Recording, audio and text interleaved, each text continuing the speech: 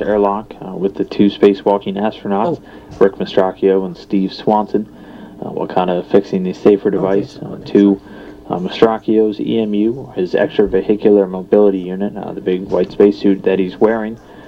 That'll be one of the final tasks as the crew gets ready to depressurize the Quest airlock. Once they're able to do that, the suits will officially be switched to battery power, which will mark the start of today's EVA. Now they're finishing up all their final preparation work.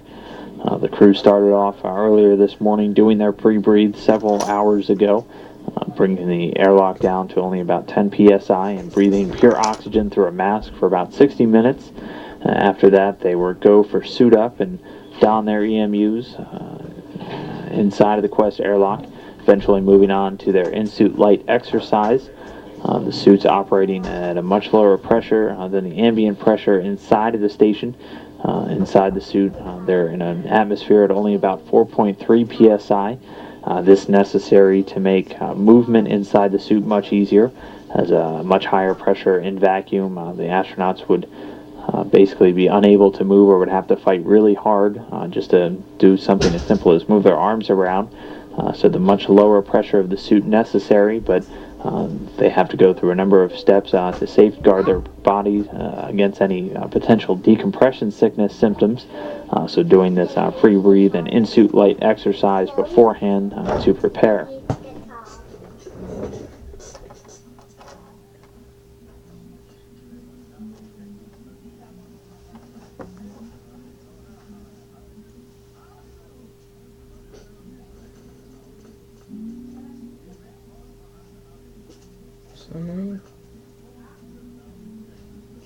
So yeah, I just lost a bit of contact, so yeah.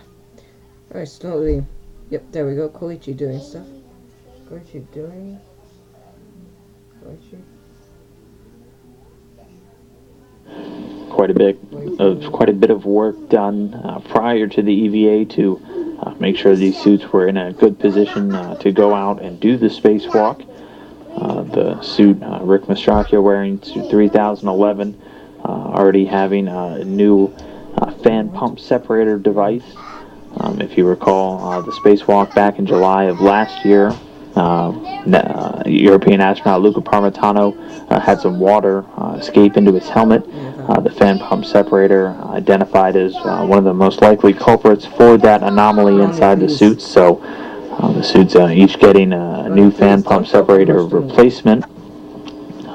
Mastracchio's suit already getting that, and the two astronauts doing a replacement on suit 3005, which will be worn by Steve Swanson for his EVA to make sure that the suits are in a good posture.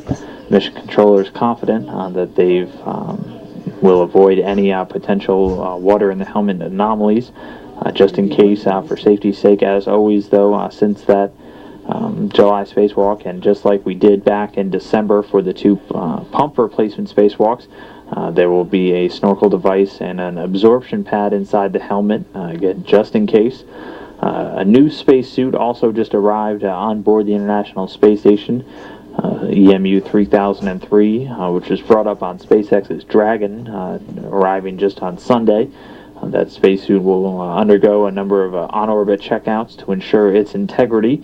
This was the first EMU brought up to the station that didn't arrive on a space shuttle. So a few new procedures being drawn up to ensure the integrity of that spacesuit before being used for EVA. But again, a lot of get-ahead work done to make sure that we're in a good and safe posture to go out and do this spacewalk. Again, expected to only last about 2.5 hours today. Short handover between satellites, and we'll reacquire video signal very shortly with the International Space Station, which is currently flying just about 260 statute miles over the southern Pacific. Should be coming into a daylight pass pretty soon, so we should have good daylight for the beginning of this spacewalk.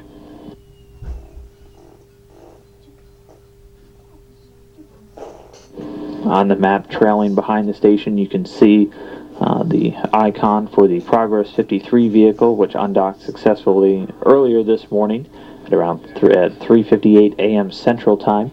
in order to perform its test of updated course rendezvous equipment. Now we have video again back inside. You can see Rick Mastracchio floating off in the background there. Coming back into the Quest airlock is Expedition 39 Commander Koichi Wakata, assisting Swanson and Mastracchio with all of the suit-up activities today. We'll be standing by inside of the station to provide any support that he can, and helping walk through procedures, offering tips and any views that he can get from inside of the station to the astronauts outside. They'll have a pretty short climb from the Quest airlock over to the portion of the S0 truss where this MDM is located. Both tasks today, the main one being that MDM replacement, and the secondary get ahead of cutting the lanyard on the SPDA door, both located very close together.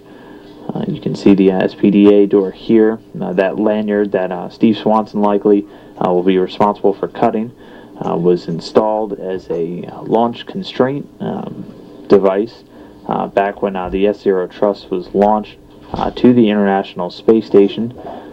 It was delivered back in April of 2002. The MDM itself already installed inside of the truss when it was Az a launched. probléma, hogy ezt közben felveszem, és Swanson akkor will be meg nem responsible for hallják, cutting amit that mond. to eventually clear Megpróbálom the úgy way megoldani, for hogy the várjál, station's valamit robotic gyorsan csinálok. manipulator system, Valamit csinálok. as it's commonly referred Megpróbálom to úgy down here on the csinálni, ground, be on one of the RPCs Megpróbálom. inside, one of the remote power controllers, basically a power relay device for directing power to a number of systems. Cutting that lanyard again will allow Dexter access, so Swanson will cut it and make sure the doors can be open and shut fairly easily, and that'll be the only backup task on the list for the two today. Steve Swanson now floating. Oké, megvan. Csak nem tudom, hogy működik. Miért nincs hangja? Mert nem beszél. Got a fright.